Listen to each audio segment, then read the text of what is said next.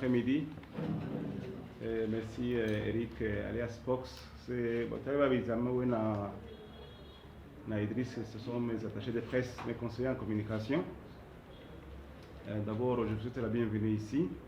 Ngabani Furije Nyakuwa ngaha Apôtre Jean Paul namuhaye ikaze ngaha kuri cabinet yacu associé muzenya cabinet Maître Muvayo associé. Bon, si ibintu bitangaje mugabo ko abagenzi babimenya n'ibintu byangombwa. Uyu mubona ngaha Apôtre Jean Paul kwa dusanzwe dukorana iminsi myinshi cyane gose mu byerekeye icyo bitanze n'ijurire contentieux, guhanurana mu byerekeye ibyo mategeko, kuburanira cyangwa kumuserukira muri ibi na biriya. Rero urabona yuko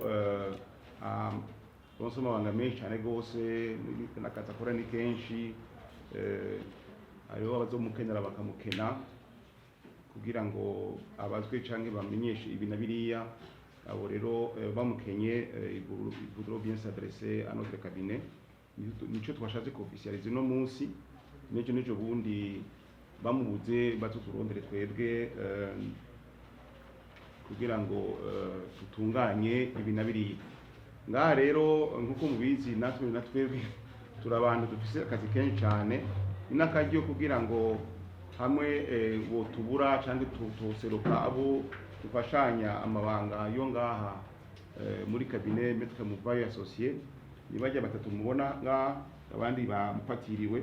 Wa mbere ni Maître Célestin mubona waguruke, niwe chef de cabinet bo ngaha, niwe jeje amabanga mushikira mu biro byacu mu cabinet ngaha. Akacaja Maître Nkuzimana Jean Bosco, akacaza Maître Matene Davidi. Aba n'abavoka babunyoye babishoboye cyane gose kandi bakorana umutima, ubwitonzi, bref la déontologie de la profession d'avocat. Rero muri make nivyo aza kuba nkumbure utubazo tungahe, kuko urabona ko si conference comme telle, ni kumenyesha ibyabaye, ibibaye n'igituma bibaye. Ijambo ni nyakubahwa Apôtre Jean Paul, hanyuma tukofita kubipirikira murakoze.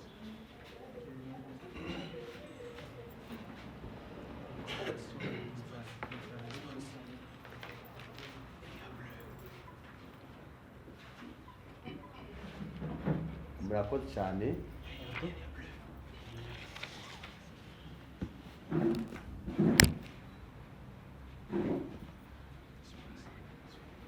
Muratubabarira cyane baje kuraho amazi uko nabo uko tuko turasinya amasezerano, murako atambassezerano tutari na kingi uko ndatwano imari zakugera kure kandi ariko badandaza ibintu byabo. Naguma manze shime kuba uyu munsi tugeze aho twicarana na Maître Muvayo Jean, tuzinanye yaciye imyaka atari mike, kuko mu ndoto zanjye za misi yose naguma mbona guteza imbere ishengero hamwe n'igihugu biciye mu gukora cyane. Iyo umuntu ariko arakora rero agenda akora yisunga amategeko, kandi abo bakorana nabo bisunga amategeko, ugasanga des fois haraba ama interprétation de la loi.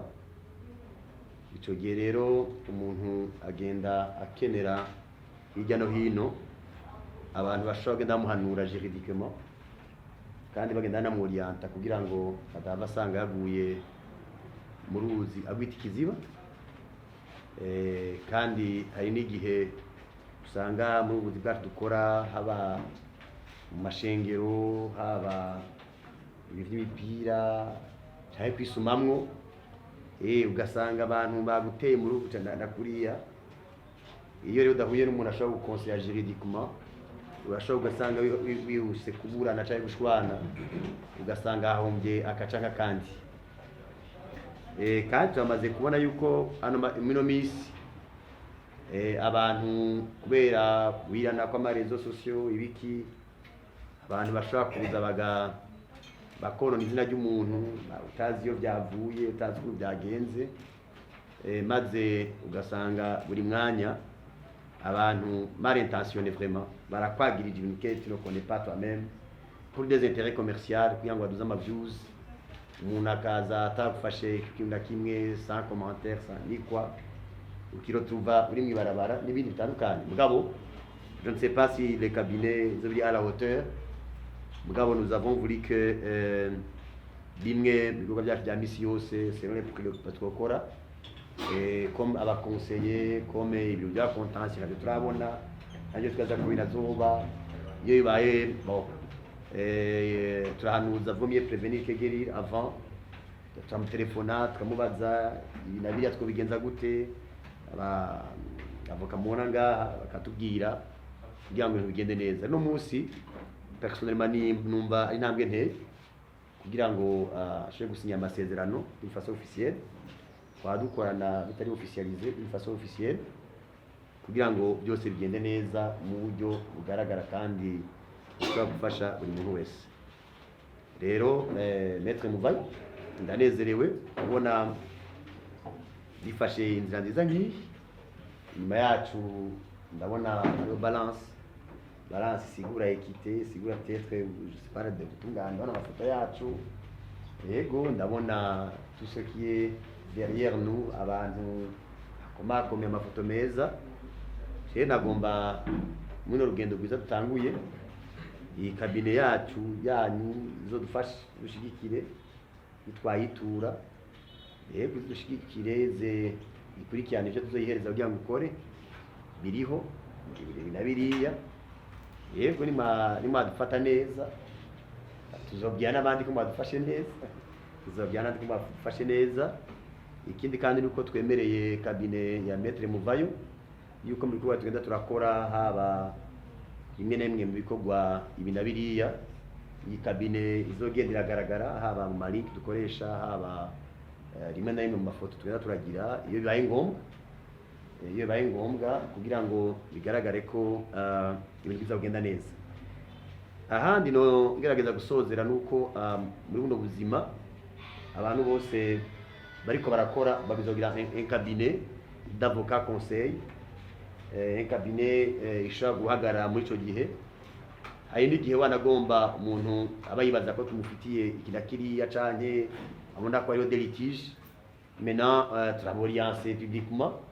ntihagire umuntu azosubira kuza kuvugira mu n'amatama voilà les cabinets bazoheza mwakire ashikiza ibyo birego byiwe niba bifise atayifise nakaza gushikiriza ibintu mu mabarabara natwe tuzosaba cabinet itubarize ati mbega uyo muntu bimeze gute uko murabizi ko umuntu ibintu yubatse imyaka myinshi cyangwa ndarubaka abyubaka inyuma yiwe hariho inguvu nyinshi amasikatrice menshi bicari kurikira gutyo cyane agomba guhereza ko n'ubushobozi bwa media actuel uko media irakwiza ibintu umwanya muto cyane rero nico gituma mbona abajournaliste bari ngaha kugira ngo nanje Maître Muvayo na cabinet ko ndaca ku ma media kenshi ndabashikiriza ibyo bikorwa byanje bya misi yose ngenda ndakora ibaye ngombwa sinfwa ibaye atake cyane byagize gutya bazabe dukurikiranire kuko turafise ko kwishengero niniya turafise ko abantu benshi badukurikirana ko il y a des intérêts là-bas n'amaintérêt atari make nazi des fois ko usanga n'ama droit d'auteur usanga umuntu yafashe ibintu by'iwawe n'ibyiwe akabikata ugasanga umuntu yaguze mu ndirimbo yiwe ibyo ari kurigisha ariko ararondera abakiriya hirya no hino canke ugasanga ibyo wigishije yabifashe abishizemwo atagusabye kuko murabizi ko ajya amajambo nawe benshi ariko aradandaza kugira ngo natwe nitwamwitura muze mudufasha kuraba ko vraiment twabyituye dushigije amategeko tava dusanga twarenza akarimbi rero nibaza ko nagoma ndabashimire nimwaduha akanya turaza kwapoza la signature sur le contrat nasomye aname conscience nkabona ko ikwiye kandi ibere ko ndayisinya murakoze cyane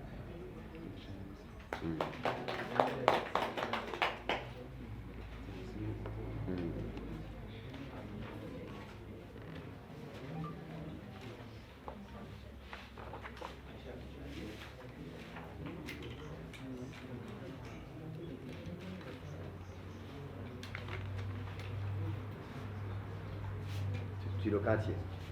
Le 19.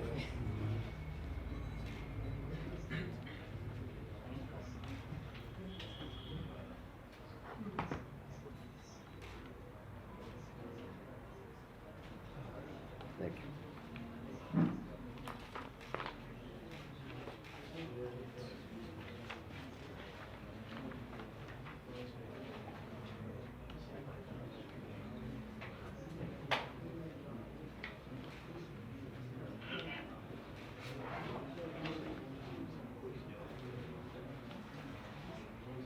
Tumfenda ndaje. Yego. Sawa sawa. Turagira ngo ndahagaye. Turazi.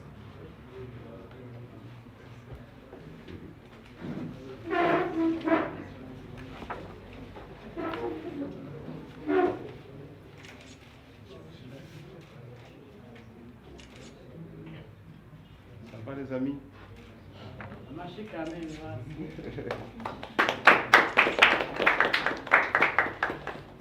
Mu bisanzwe ndashimye rwose ukuntu nyakubahwa Apotre yatwizeye, ndakunda n'ubwira n'ukuntu akora atiziganya, kandi natwe tukaba tumwemereye yuko tuzomuba hafi cyane rwose byerekeye ibi na biriya. Nyakubahwa sinzi ko ukwihangana ikibazo kimwe cyane bibiri, hanyuma muce ndazi ko mufite n'amabanga menshi, abandi basigara ngaha tuganira. Mushobora kubaza ikibazo kimwe cyangwa bibiri, urumva si conference yari point de presse murakoze. Ikibazo cya mbere kuri na cyane cyane iby'aba Apotre kuko ashaka kubandanya mu bindi, sinzi ko hari uwo gusa akabazo atakihari. Yego Gerino. Yes, Iva manager urashaka no kwegera imbere, nshaka kubaza ku bijyanye n'amasezerano ndetse tunabakeza ko dukunda kubibona gake, bashaka kubaza mbega ubwo Apotre amasezerano nimwe yagize kugira ngo mushobore kwikingira ibimaze iminsi bifite kuri rezo sose. Bon, sinzi ibyo ugombye kuvuga uko nshaka ubutumwa bwiza bwinshi n'amafoto menshi ndiko ndakinisha basketball, ça dépend. Ni nk'ibiki nabasanga nibwiye kuko acako byinshi. Ko moi je me sens en sécurité, hein. Ugira ngo fasha abantu batumbereza ivyumviro byabo, nicyo gituma tubigize gutya. Alexis Singa kuri Rwanda Sheffield. Merci. Ngira mbaze aya masezerano yo wasinywe hagati y'abantu babiri canke deux entités, kuvuga hagati ya deux maisons, kuvuga hagati ya Biometre Muvayo hamwe na Holy Center canke Association Basketball mu Burundi. Hanyuma umaze kwiriyo gishu n'amasezerano azomara igihe kingana iki? Bon, murakoze cyane kuko sinye kuri entité nimwe, sinye en tant que jewe. Uko jewe mboneka mu bintu byinshi, ma organisation menshi, ku buryo mfashe imwe byava bingora.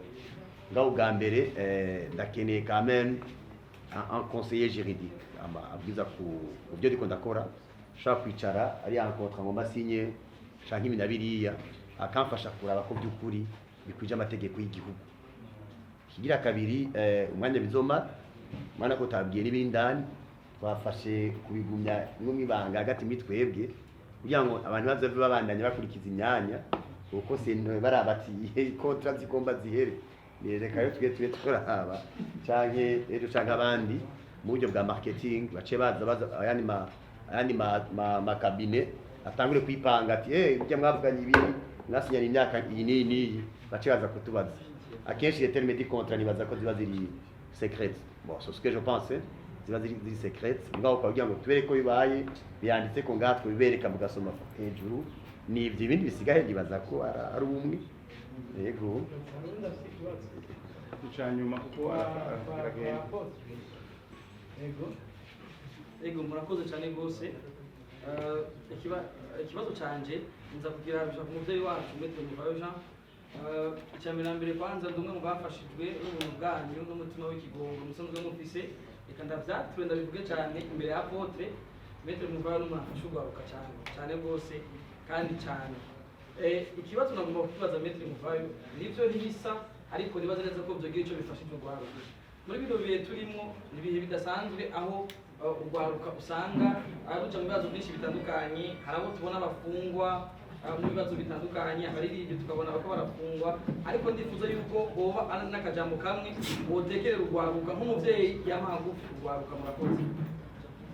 Murakoze bana Landry Promoter, naho bitabitekeranije nariko navugana mu misi heze n'abantu bamwe muri mwebwe iyo ngeso abaririmbyi ico bita basani ngaha mu Burundi biharaje akantu kose baca baja gushaka byo kuvugana nabi gushaka nabo mushaka gufungana. Twebwe turakuze twarabonye intambara yo muri Etats-Unis wa mu Tupac Shakur munamwibuka Tupac munamuzi ujya yishwe n'abagenzi biwe b'abasani ku bundi bw'amajambo mupfa amateritware mupfa ibiti mupfa abanwanyi mupfa ubu n'amavyuzu kera yari amateritware yaraba ivyo bintu byo kuza mufatana amashati je no bahanura yuko muri gabasani n'abari bose ivyo bintu bihagarike. Ibintu by'imanza mwirukamwo wumva umuntu yihenze canke yanyereye kubera ko mwapfuye akana kariya, burya bintu nk'ivyo bizana urwanko.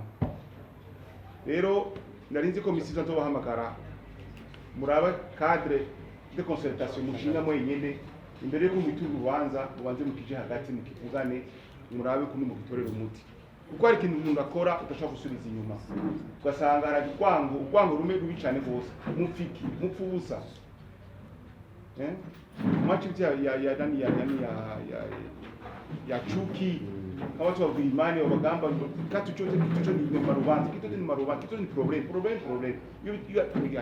isi Uburundi ni buragutse cyane urero isi yaragutse rwose kubera technology y'ubu web donc nawe yotwara abarundi bose isi irimo miliyarde avec ubuhinga mufise ubu none mupfiki wibaza ko tutse umuntu canke umufungishije aco wunguka.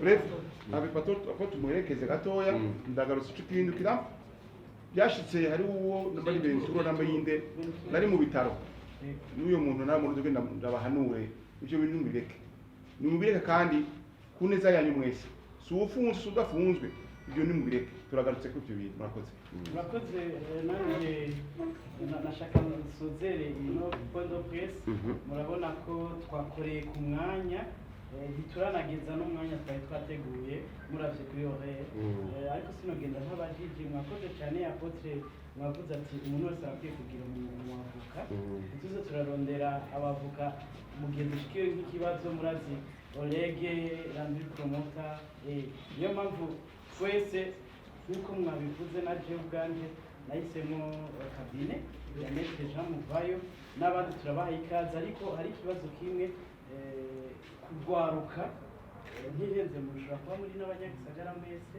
aya masezerano yanyu haraco azofasha kugwaruka muri rusange rw'abanyagisagara cyane turazi ino ni kapitale hariho kapitale politike na kapitale ego arico mwebwe muvuga ati muri abantu bakomeye babiri hano muri kino gihugu ni igiki muzofasha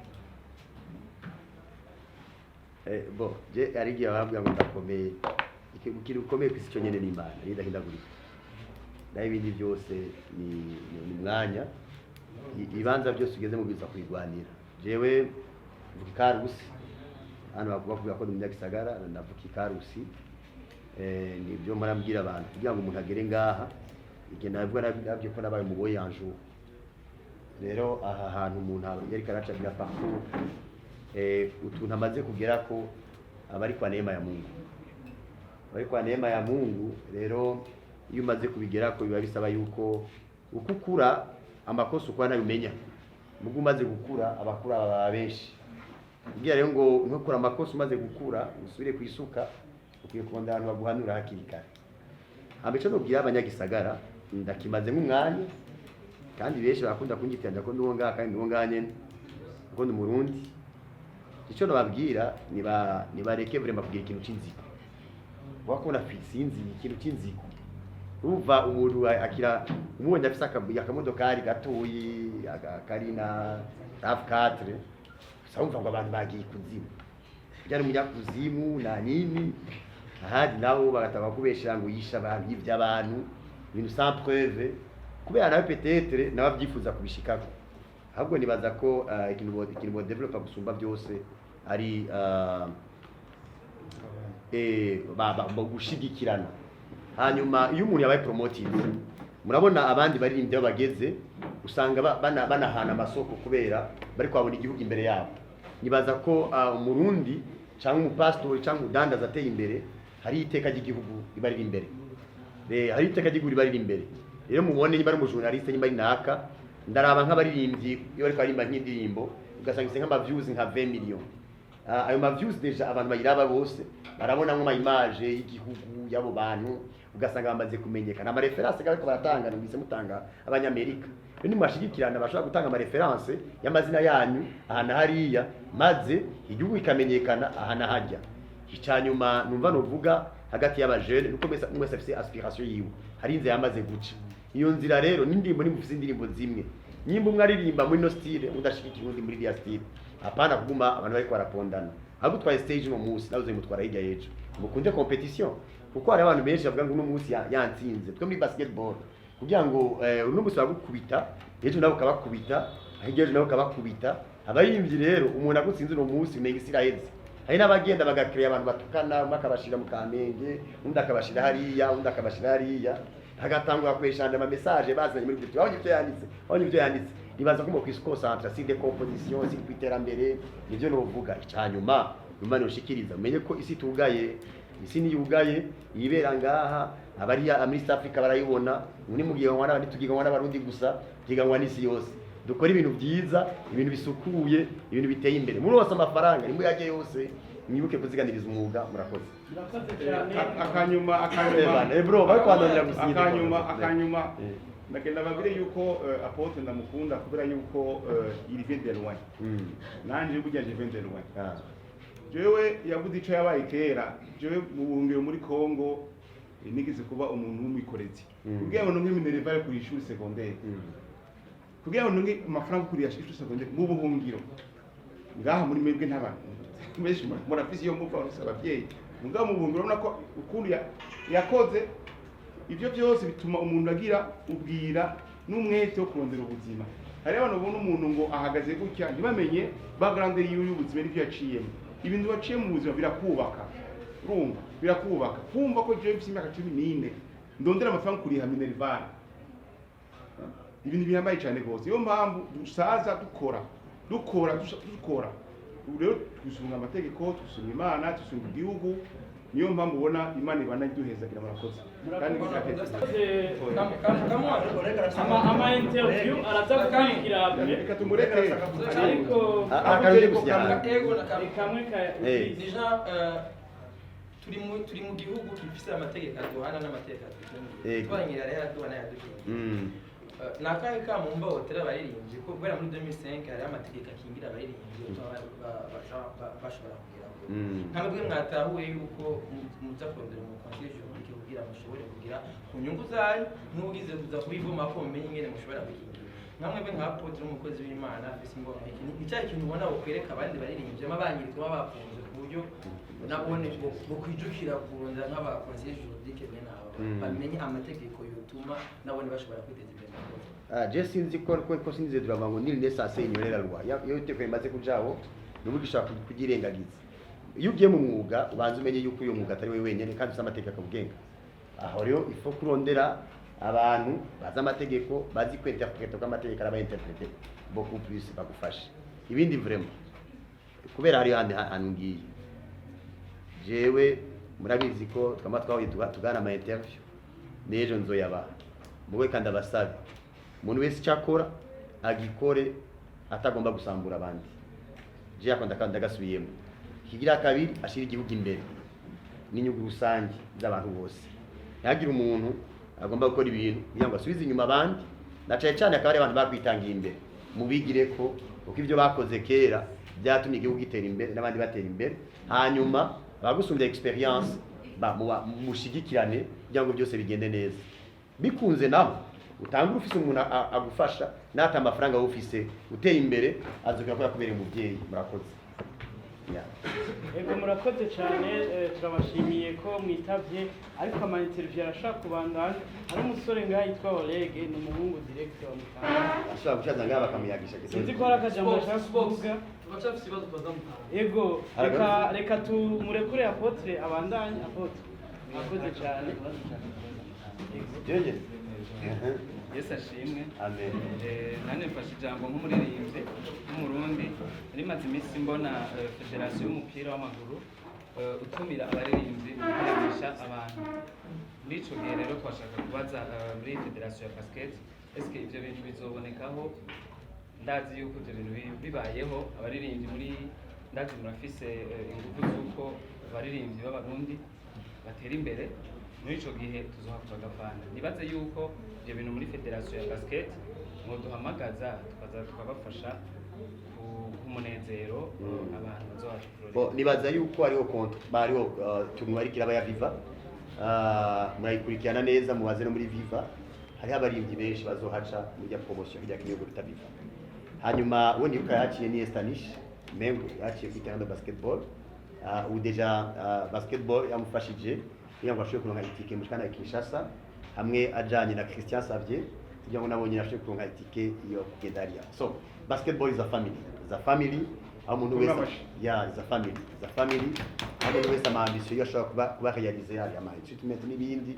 rero we are here for you turinda kubera mwebwe iyo mwumva mufise icyo mugomba gushikiriza inimero zanje murazizi tuzeza tuboriente muravyumva tuboriente hanyuma dushe kuyaga if you have a dream we have a dream together we can achieve more thank you murakoze cyane rwose mu ntanga inzira abana